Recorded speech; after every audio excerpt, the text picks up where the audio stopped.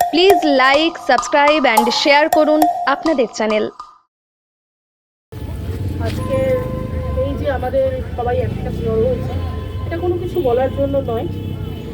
আমরা যে ঘটনাটা ঘটেছে সে ঘটনাটা আমরা আজকে এখানে যারা সবাই আছি সবাই চাইব আমাদের যেন ভবিষ্যতের কোনো দিন আমাদের এই কারণের জন্য জমায়েত হতে না হয়।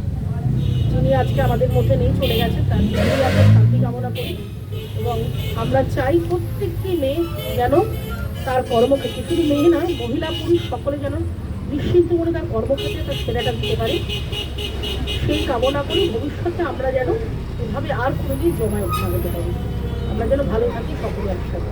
আজকে আমরা এখানে কেন সমবেত হয়েছি আমরা সবাই জানি। গত বৃহস্পতিবার গভীর রাতে কলকাতা আরজিকর হসপিটালে ঘটে যাওয়া যে নৃশংস ঘটনা, তার তীব্র প্রতিবাদ জানাতেই আমরা এখানে একসাথে হয়েছি।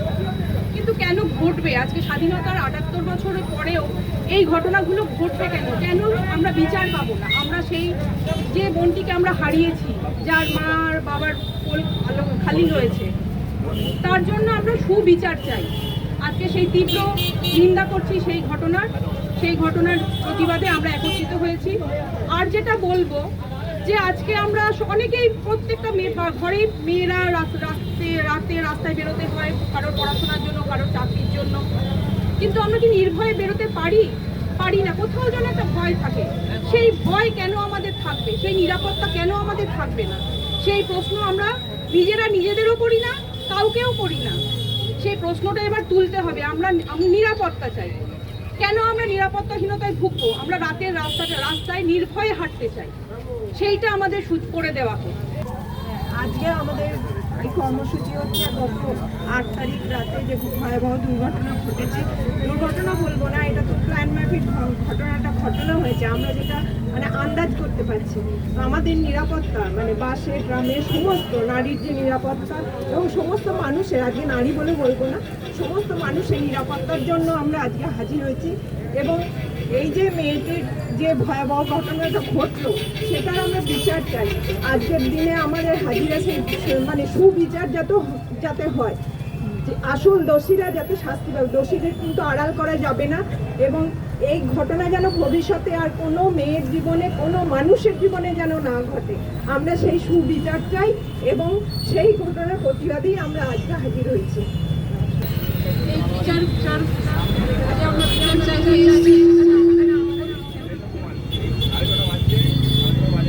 তাদেরকে অসংখ্য ধন্যবাদ জানাবো যারা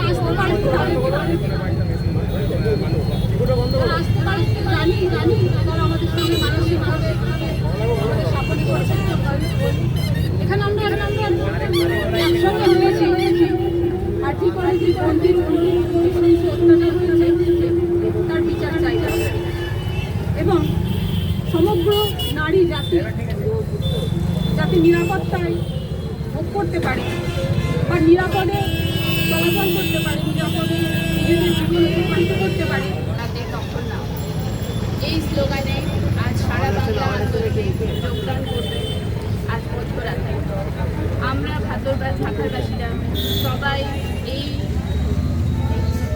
সন্ধ্যা অনুষ্ঠানে যোগদান করেছি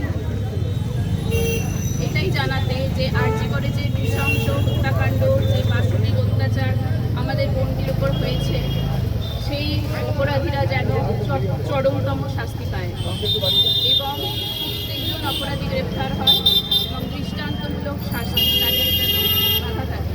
তো দেখি আর ডাক্তার হবি, ফুলের মালা গাঁথাই আছে, পড়বে রে তোর ছবি। মোমবাতি আর ধূপের ধোঁয়ায় ভরবে সারা শহর, স্বপ্নগুলো বন্ধ খাঁচায়, জায়গা হবে কবর।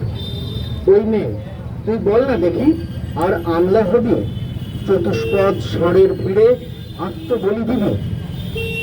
পারবি যদি, পারবি কি তুই দুর্গা হতে অসুর বধের দায়ে? তা না হলে অকাল বোধন মাস চামড়া খুঁয়ে। ওই মেয়ে তুই আবার যদি এই মাটিতে ফিরিস, দুর্গা কালীর অস্ত্রগুলো সঙ্গে যেন আনিস। সংহার তোর চলুক সদাই, ভক্ষোৎপাত ভয়, রুক্ষ তুই নিজেই নিজের মৃত্যুকে তোর জয়।